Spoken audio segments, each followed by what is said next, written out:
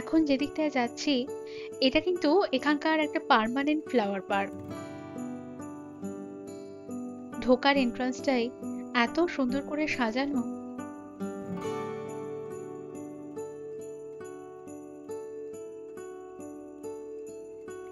এই বিল্ডিংটা আপনাদের একটু দেখাই। এটা একটা ৮ তলা মাল্টি লেভেল পার্কিং বিল্ডিং, একেবারে নদীর ঠিক উল্টো দিকে, আর সামনেই রিভার ফ্রন্ট ফ্লাওয়ার পার্ক। এই বাগানটা সারা বছর যে কোনো সময়ই আসা যায়। একটা সুন্দর পরিবেশে সময়ও কাটানো হলো, নদীর পাড়ে ঠান্ডা হাওয়াও খাওয়া হলো। এবার এখানে একটু ঘুরে দেখি কি কি আছে।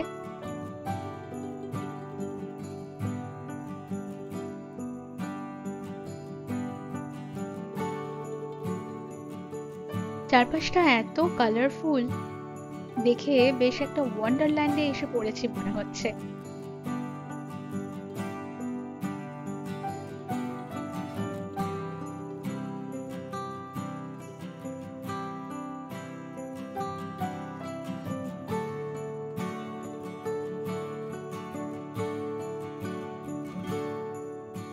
এই জায়গাটা একটা কনজারভেটরি। এর ভেতরে অনেক রেয়ার প্রজাতির নেটিভ বা ইম্পোর্টেড প্ল্যান্ট কালেকশন রয়েছে, যদিও ভেতরে ঢোকা যায় না।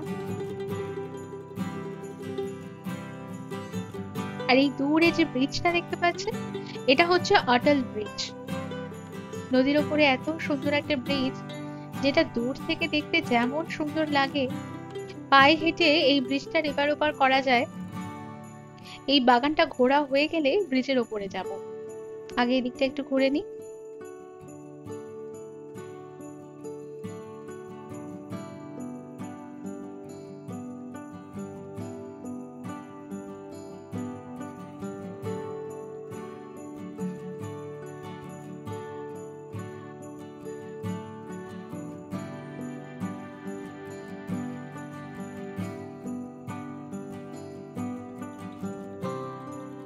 এই গার্ডেনটার নাম রেখেছে ফেয়ারি টেল গার্ডেন।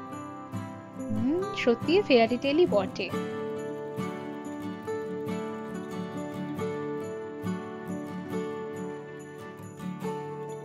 কি সুন্দর একটা ফুলের গেট, ক্যাসেল, নদী, জায়ান্ট মাশরুম, গার্ডেন আর্ট, ঠিক যেমনটা আমরা ফেয়ারি টেলে পড়ি।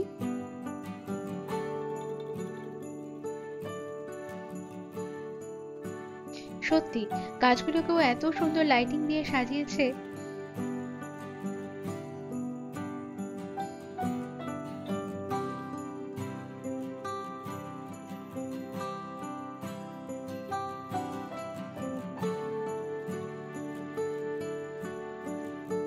গার্ডেনের ভেতরে আবার ছোট ছোট সেকশন করা, ডিরেকশন দেওয়া কোনটা কোন দিকে আছে। Fragrance garden, perennial garden, cacti and succulent, colour leaf and rose garden.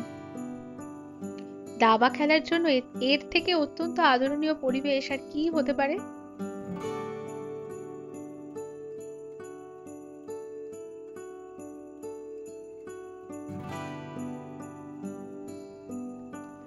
রোজ গার্ডেনে এসে রোজের দেখা তো পেলাম, কিন্তু আরেকটু সামনে থেকে দেখতে পেলে আরো ভালো লাগতো।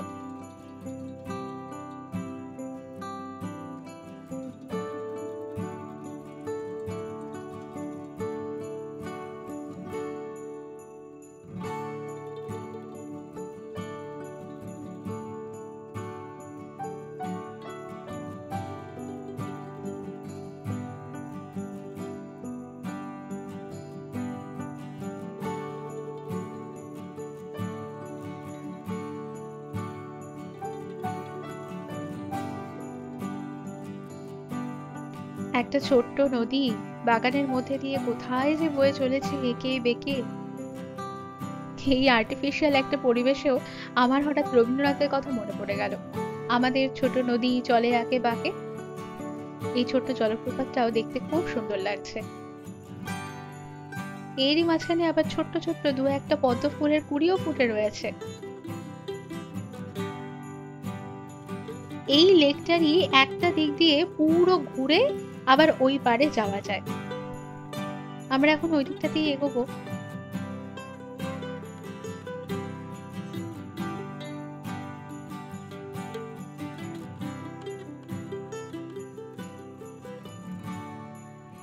এই রাস্তাটা সোজা গার্ডেন থেকে বেরোনোর রাস্তা। রাস্তাটা কি সুন্দর করে সাজিয়েছে। আরেকটা জিনিস দেখুন, এগুলো কিন্তু সব অরিজিনাল প্ল্যান্ট দিয়ে বানানো।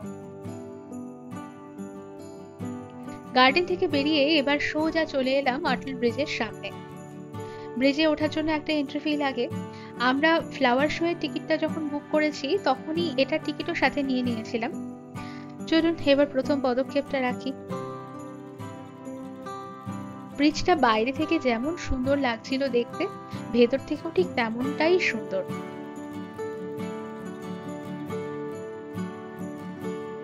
এই নিচে রিভার ফ্রন্টে যাওয়ার জন্য এই সিঁড়িটা, বা পুরো ব্রিজটা খোঁড়া হয়ে গেলে কেউ এই দিক দিয়েও, মানে নদীর এই পার দিয়েও সিঁড়ি দিয়ে সোজা নিচে রিভার সাইডে এক্সিট করতে পারবে।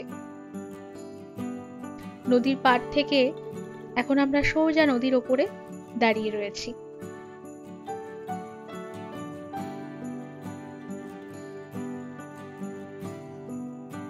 Wow, wow, wow, wow, wow, wow. Wow, wow. Hello. ভালো লাগছে?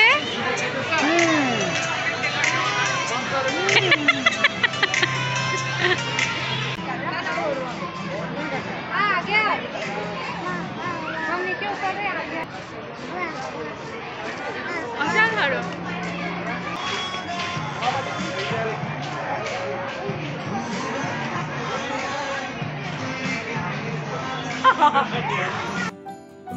সামনেই একটা হাফ মোড়ের শপ, দেখেই খিদে পেয়ে গেল। ঘোরাঘুরি হবে, খাওয়া দাওয়া হবে না, সেটা কি হয়?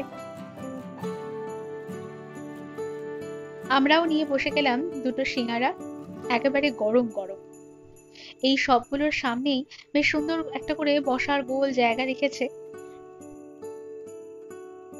তবে এবার আমরা একেবারে শেষ মাথায়, নদীর এক পার থেকে হাঁটতে হাঁটতে আর এক পারে এসে পৌঁছে গেছি। এবার এক্সিট।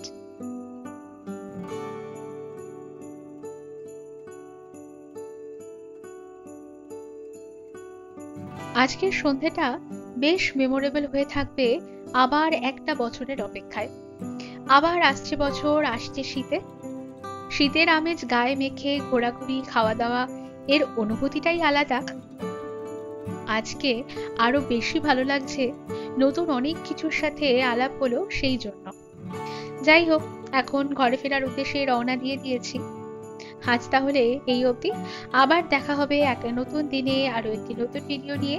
ততক্ষণ সবাই ভালো থাকবেন, সুস্থ থাকবেন।